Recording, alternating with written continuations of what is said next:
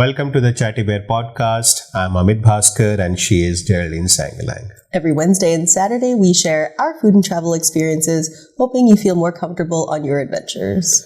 If you're watching us on YouTube, make sure you subscribe us and click that bell button for notifications.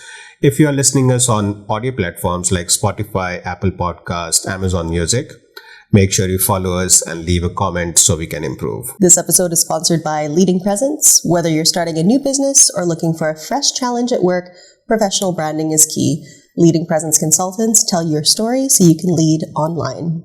So in this episode, we're discussing our visit to 11 Woodfire here in Dubai.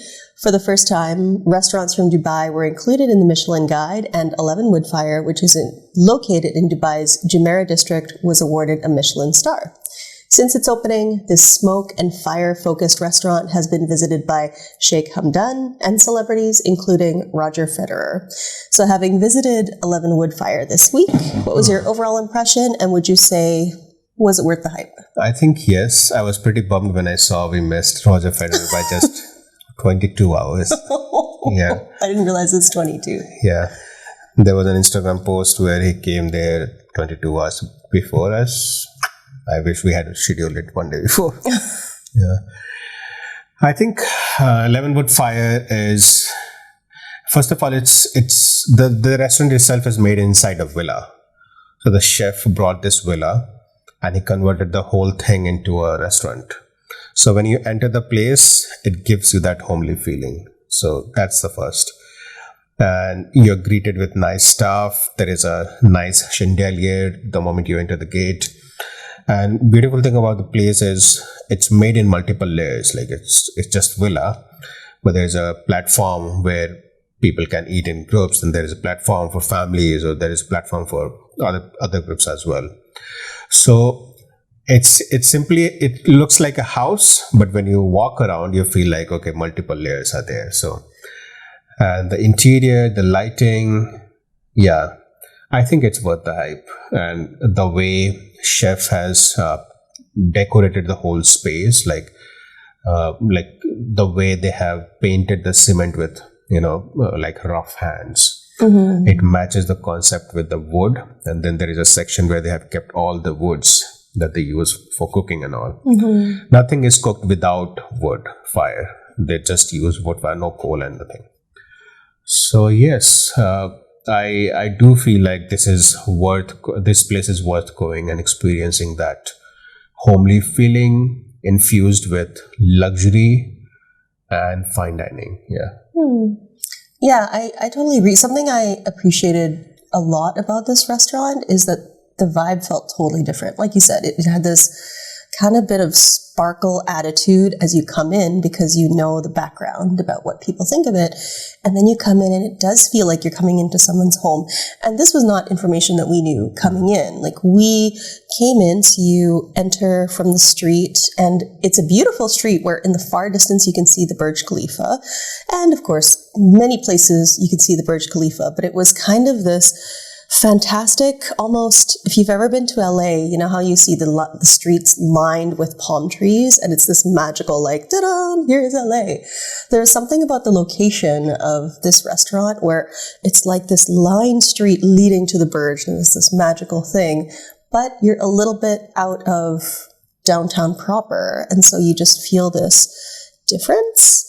And then when you walk in, there's all this valet parking, which is always a little bit charming to kind of peek and see the different cars and peek and see if there's anybody inside, and there's none. I also like seeing what the license plates are, because we've learned that the lower the license plate, kind of the more they paid apparently for that plate. So that's kind of amusing. But to go back to the restaurant, you come in, it's valet parking, very welcoming. You check in, and then suddenly it's, tall vaulted ceiling. And then, yes, very muted light around you. So it's kind of gray blue, which I think is that home feeling. And it wasn't till later when we spoke with, I guess, the restaurant manager, and asked about the flooring in particular. Because I asked, was this something else before the building? Because I'm wondering why the flooring is different levels. And he explained, yes, this was a villa, and villas are built this way. And so us as tourists, unless you're invited into somebody's home, I've never seen an Airbnb that was or is a villa, certainly not in our price range. So it was fascinating to realize you're in what was somebody's home and to be in a villa for the first time, to be completely honest. So that was, that's a fun piece. Yeah, usually when you hear about Michelin Star dining experience and all, you think of city area with lots of buzz, traffic, noise, and sometimes high rises. But the thing about this, when you are driving to this place, you go across lots of homes actually. So there are villas, there are I think apartments and everything, which are low rises. So when you reach to this place, from outside, if you just forget the branding which is there outside 11 Woodfire, if you just see the building without branding, it looks like a house with a parking area. And that's something very unique about it. And the parking area is very big. They use it for outdoor dining later on. Oh, I didn't know. Yeah. In summertime, they closed it, but later on, they use it for outdoor dining as well. And it's a beautiful space. First look gives you the feeling of you're going to somebody's house to experience dining, fine dining. And once you walk in as well, I love that what I was expecting did happen, where what you smell is that fragrance of wood burning fire.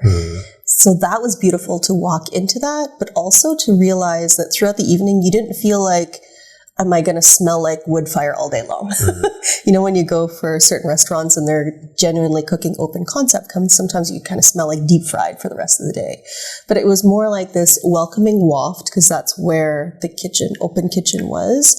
And then it's just kind of beautiful dining space. I really like that too. Yeah, for a place where they are burning woods continuously 24 hours and however long they are open, there was no smoke, there was no pungent smell. It was all good and very soothing. And one more thing now that comes in my mind is like when you enter the place, obviously you just said like there's a Burj Khalifa view. So you go to the street, you see the Burj Khalifa in downtown area, and then you pan left and you see that nice house. So it's a nice contrast, like coming from that massive glittering place and then coming to relax here. So that also gives you a good vibe. I think something that balances the hype as well is that it's the way that the food is presented is honestly more natural than other high-end restaurants. Here in Dubai, there's so much glitter. There's so much truffle everything, and there's so much kind of caviar everywhere, a lot of fire and smoke, like superimposed smoke coming from hoses so that it looks magical. And I think something that sets 11 Woodfire apart is that actually, like, the food really is what sings. It's a comforting space, beautiful space, but it doesn't overwhelm you with this pizzazz.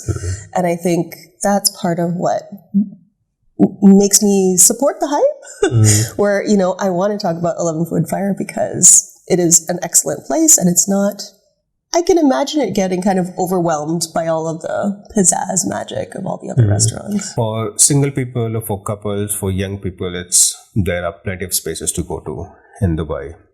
Literally, you just walk to a street, there are 10 places over there. But I always used to think about, where do the rich families go? Like conservative family, traditional families who have money, so they don't want to go to cheap place. But they also don't want to go to glittering fancy places where they might be uncomfortable. So I think 11 Woodfire is that place, because we saw lots of Emirati women, men and kids. I think this was first time when we saw lots of kids over there having fine dining in a Michelin Star place. So that also gives you an idea about how comfortable this place is. And young kids, like strollers, like kids being like fed by hand, stuff like that. And I strongly believe this is the first place where there were more Emiratis than like visitors. Like certainly we were there, you could, point us out, and we were chatting with the restaurant manager, and he explained that children are welcome until about, I think it's 5 p.m., just to encourage people to come as they are. And he explained as well, and by encourage you to come as you are, it's come dressed as you are. And with that comfort still, I think we were the only non-locals there, or non-locally dressed folks. Yeah, I remember him talking to you, like specifically talking about the dressing part. They don't want it to be a, business style meeting place. Yes, that's right. He specifically mentioned that. I thought that was thoughtful and interesting that he said that. He said that, like, I want people to come in, like, whatever they're wearing, the thing that makes them comfortable, half pant, joggers, jeans, anything. Mm-hmm. And there were couples like that as well, because this was lunchtime on the weekend. So, if you're just hanging out and then you want to have food, then just come. And so it's interesting too to see how the locals have embraced that and appreciate that by showing up as they are. Yeah, it's a very good vibe, because usually when you're new and you're trying to experience something like this, your body, your mind goes a little stiff. Like, there are rules, you have to not look weird and this and that. But this place is like, just be yourself and just enjoy. Nobody cares, or nobody gives a damn. Mm-hmm. They want you to be yourself. Mm-hmm. So, that was a good thing about this place. Yeah, I agree. So what we've learned about the executive chef, Akmal Anuar, we've learned that this is the first restaurant that he's ever owned. So really magical to hear that experience of him purchasing a restaurant. We were told that actually, when we asked about the villa space, that originally the space was a villa, and the time at purchase, it was actually a gardening store. So it was super interesting to hear that transition where he then turned it into 11 Woodfire.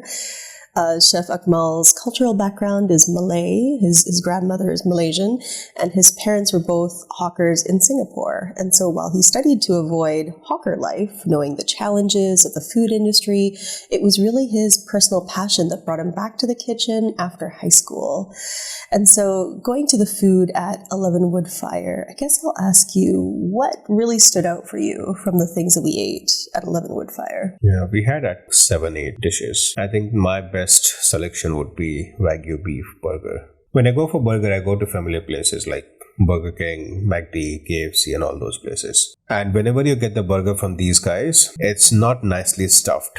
It's messy somehow. Like, sometimes the sauce is coming out, sometimes the patty is there, cheese is there, here and there. This Wagyu beef burger that they served us was immaculate. It's like piece to piece, nicely held together. And even when you cut it in half, nothing came out, like nothing spilled over. You just take it in half and eat. And the beef, I have had beef burger before, but nothing has been as smooth as this one. I always say, when I eat beef here, it doesn't even feel like beef. It just feels like chicken to me because it's so soft. The taste is different, but it's so soft. Somehow I expect it to be chewy because I don't know why. It was incredibly soft. It was incredibly stuffed. There was nothing spilling out. Nicely presented. And with the cheese, all the sauces inside were nicely intact.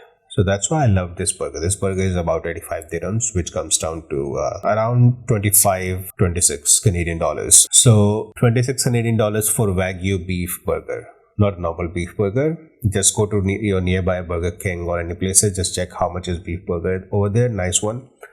And then compare the price with Wagyu beef burger here.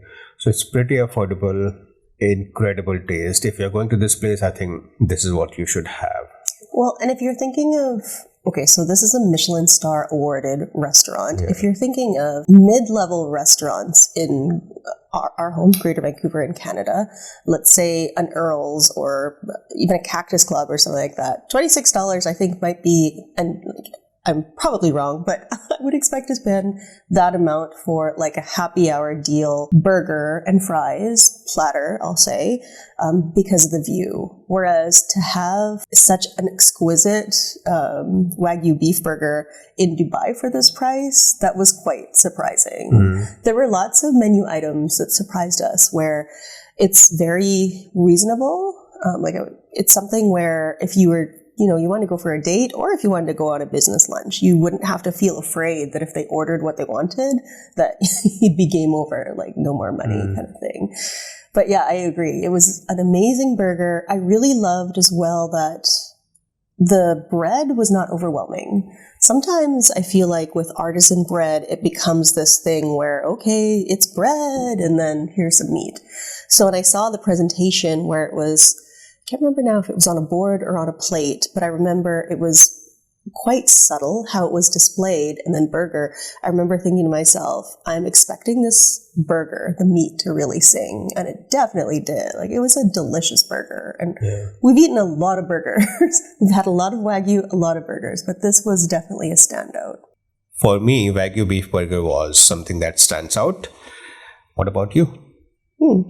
I was looking forward to trying a lot of different things, as always. I was really looking forward to the Atlantic seabass, and that was beautiful. It had garlic and Kashmiri chili, which was amazing. What I loved so much about that dish was the chili oil made it look, it was just glistening. So we know that everything was cooked with fire and heat, and so the skin itself was just beautifully blistered, and then it was kind of shiny from that chili and the oil, and then beneath the fish was, like, it was beautifully cooked, and then beneath the fish was some really tender, maybe poached or something, cabbage.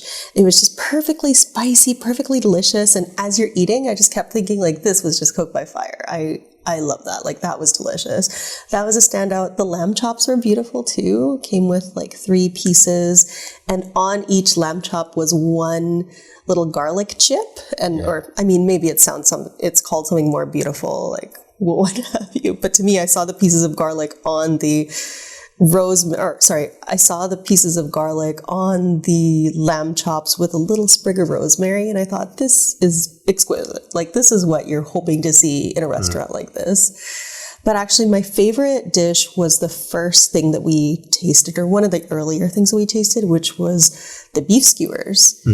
It's like, I think it's listed on the hot part of the menu for starters or appetizers or what have you. But the beef was just so perfectly cooked. It was a very satisfying portion, and there was just a little bit of salt, a little bit of chives on these skewers. And I remember thinking from the first bite, that first cut, the first bite, this is going to be a great meal and a great experience based on that. It was one of those things too where I thought to myself, if I came in just for this and a drink, it'd be a lovely, you said it there. Lovely day. Yeah. I mean, the other standout to me was the burnt cheesecake at the end. Do you remember that? Yeah. Burnt cheesecake option, they only suggested us because it was something they said it's very unique about their place. So they take the cheesecake, burn it with a flame, then they sprinkle some like powdered sugar, I guess, and then they put white chocolate and black chocolate around the cheesecake. So when you make a cut, those liquid chocolates get mixed up, and it gives you an amazing feeling. I should have asked actually what kind of chocolate it was, because I remember thinking, like, this is so good. It's almost like once you get to the end and it's mostly chocolate and a little bit of cheesecake, the dessert totally changes. And it was just so beautifully cooked. Like, it was on the outside just a little bit rougher because it's literally, I guess, torched in the fire, and then the inside is kind of creamy. It was really, really satisfying. I would come in for that as well. I think something we have not discussed about Dubai is how sometimes you'll be interested in a drink at a restaurant thinking that it's a cocktail, but actually when you read the ingredients, it's actually a mocktail. And so that was definitely the case with 11 Woodfire. I remember seeing photos and videos of this beautiful cocktail. Well, it was a beverage in a cocktail glass, tall and elegant. And then at the top, there was a bubble that was made.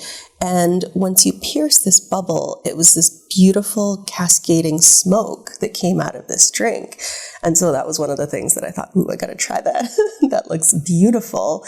But I definitely thought it was a cocktail. It didn't hurt my feelings that it wasn't one, but it was fascinating. So it was called Passion 8, and like 2 words. And the drink itself, and they're presented as signature drinks when you see the menu. Often they say mocktail, but signature drinks is much more elegant. This particular drink had passion fruit, lime, and another juice as well. But it's fascinating when you realize that what you think, the way something is presented represents your background. Me, cocktail culture. And it wasn't. And the other experience we had related to that was I asked to order a red wine. So we're in this beautiful steakhouse where, like I said, my favorite dish was the beef skewers. And so after the starter and I had finished my signature drink, I spoke with the wait staff and I asked, oh, can you suggest a wine for me, a red wine?